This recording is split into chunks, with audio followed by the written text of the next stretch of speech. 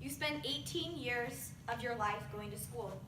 You've written countless papers, taken more standardized tests than combined years in school, all while balancing a life outside the classroom.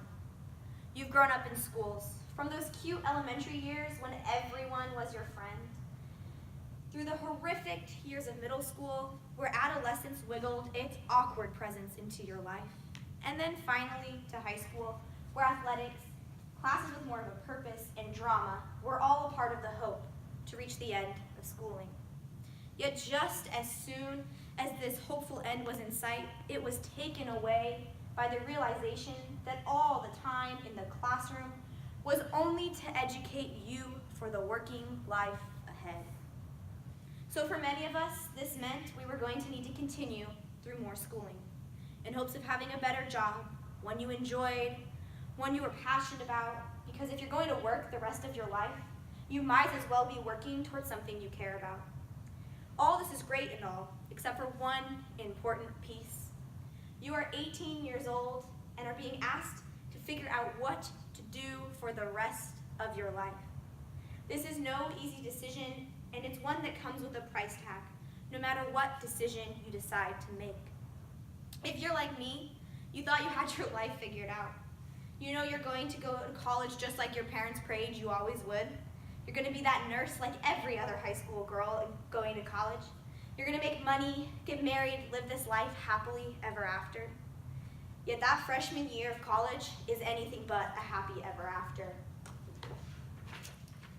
It's a whirlwind of time, those first 2 semesters of college. You realize you were never meant to be that nurse. And history classes for 4 years would be so terrible, it would be absolute hell. Yet each and every one of you have landed yourself right where you are.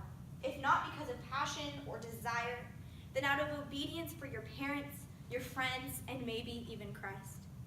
And this is where my story starts to begin.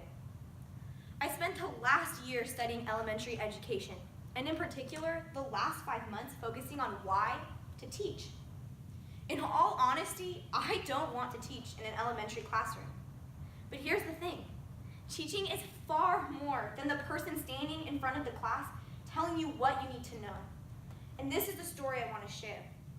I've been required to answer 3 questions with you today, but in all seriousness, I really think they tell my story pretty well. Since most of our views of a teacher come from the person who stands in front of the classroom, it seems only perfect to start with what it means to be a teacher.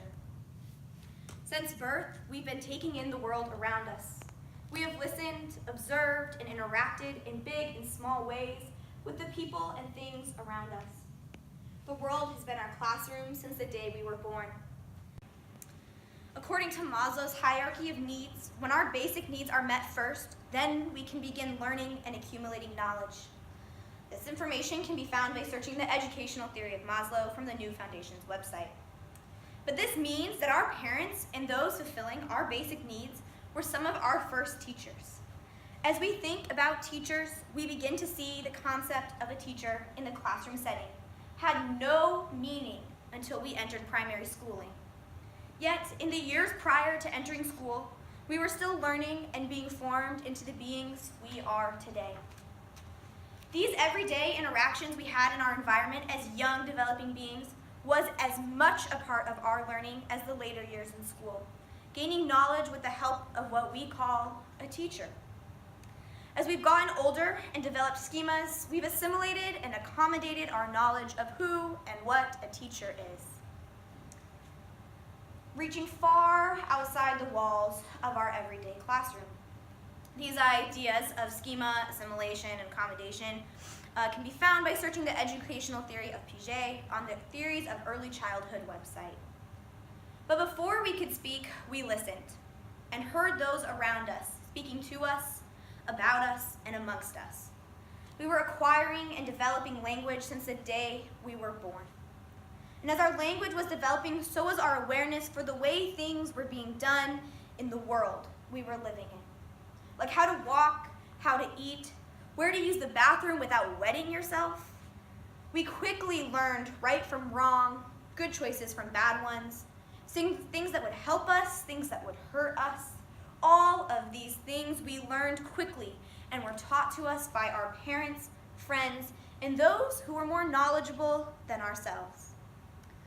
And as we got older and started school, we called the person in charge of our classroom a teacher. They taught us all the things we needed to know in a school, like academics, reading, writing, math, science, where to use the bathroom, find the lunchroom, go to the nurse's office, all within our school.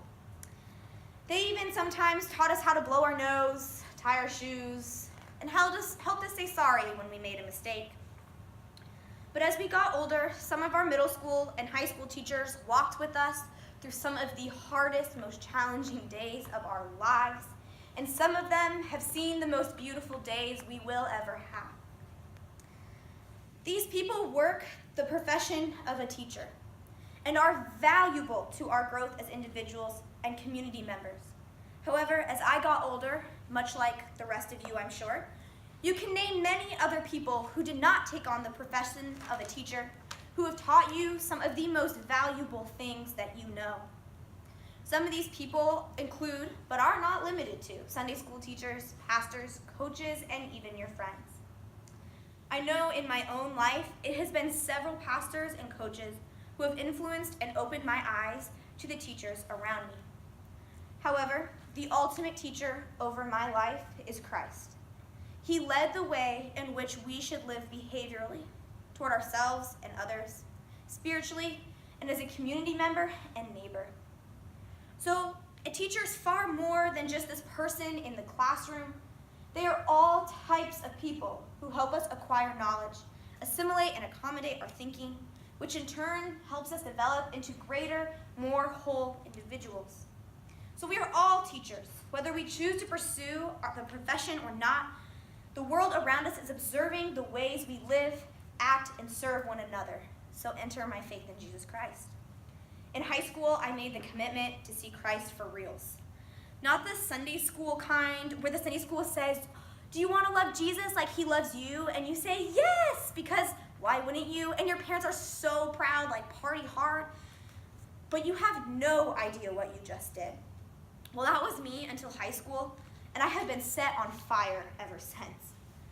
When 18 years of school later, I finally had to make the decision of what to study, it was more than just a lesson on vocation, but also a lesson on how to listen to God's voice and the call he has had on my life. So this is how God is speaking to me in my vocation. I have always had a passion for justice and truth, for wrongs to be made right, for lessons to be learned, and for reconciliation to be made in all aspects of life. This desire for peace to be restored, not just in my own life, but in my neighbors', has set me on a journey within my call to obey Christ and pursue my vocation that he has set before me. I grew up with a brother who had special needs, who spent his fair share of time in the hospital. I felt I had to give back to the nurses that worked to give him his life back. These nurses and doctors have taught me and our family so much. I was passionate about the truth that is revealed, both the beautiful truth and the hard truth that comes with working in the medical profession. And I was passionate about the possibilities of justice that medicine provided for my brother, and I wanted others to experience that too. So I chose to be a nursing major. I wanted to help those who couldn't help themselves. Yet I quickly realized through my strong dislike for anatomy and the science side of nursing that it was not God's call for my life. Yes, those passions for justice and truth are important, but they are far more important when they are carried out through the will of God. I spent a hard year where I was challenged to listen to God despite the chaos of my personal life taking over. To say it was a challenge was an understatement. Finding time to listen to God when people dear to you are dying from terminal illness, and you live in an environment where you are constantly being torn down instead of built up, and you feel like you're always pouring out but never being filled, you are challenged to even see God, let alone take time to listen to him. Yet that is exactly what I had to do. I had to find space to listen to myself, to what people were telling me around me, and most importantly, to Christ. And I was led on a journey through my own stubbornness, selfish heart, and prideful tendencies to submit humbly before Christ to what I knew he was calling me to do, and that was to pursue education. He wasn't and isn't asking me to want to teach in the classroom, but he is asking me to obey the path he has lit before me. He said in Psalm 119:103, "How sweet are the words to my taste, sweeter than honey to my mouth. I gain understanding from your precepts, therefore I hate every wrong path. Your word is a lamp unto my feet, a light unto my path." And it is hard to obey when you feel your passions lie in other places. But who am I to doubt the power God has to use these passions for his glory within education? Who am I to place constraints on God's will for my life? So I walk in obedience through every open door, expectant that God will continually show up, to use these passions and gifts I was given through my vocation and calling into education. So why teach, especially if it's not where I feel my passions lie? It's not for money, because education has none. And it's not for myself or my own desires, or we would still be in nursing. And it most certainly isn't for an easy job, because there is nothing easy about any aspect of education. Rather, it's because as a follower of Christ, I am called to discipleship, the continual process of being formed into the image of God. It's loving my neighbors when it seems like they are impossible to love. The book, The Irresistible Revolution, sums up love within the call to discipleship really well. The author Shane says, "Following Jesus is simple but not easy. Love until it hurts and then love some more. It's sacrificial and never easy, but that's exactly what Christ did for us on the cross.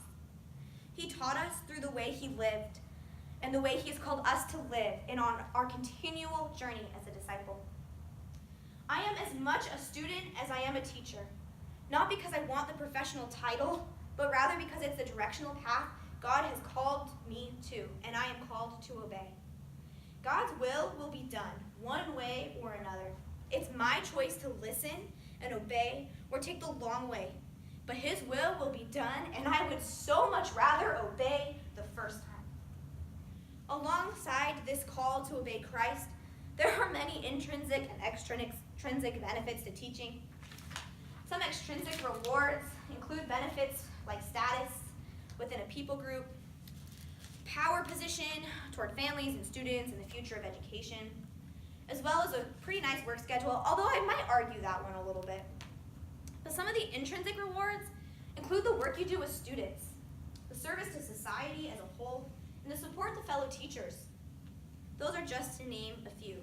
Those can be found in the 14th edition, a textbook of those who can teach. In the end, there is just as much injustice and lack of truth in all vocational paths in the world. It is not limited to education. I am blessed to have Christ lead the way for me. We are all teachers, whether we choose to pursue the vocational path of teaching or not. So I teach because of the call to discipleship as a follower of Christ, having faith that God will work out the rest when his time is right. And as a future and present educator whose faith in Christ is the utmost importance, the call to discipleship through love is a key driving force. Praying and thinking through all the ways to love each and every person I encounter to exemplify Christ is something that starts now. Developing the why behind the vocational call to Christ is not only hopeful to the future of education, but it also serves as a reminder that the power of faith plays in my own heart and the mind of a teacher. So for 20 years I've gone to school, yet it took 18 years to understand what it meant to hear God's call on my life. To understand that each and every one of us are teachers regardless of whether we pursue the vocational title of teacher or not. And that as a follower of Christ, I teach because of the call to discipleship.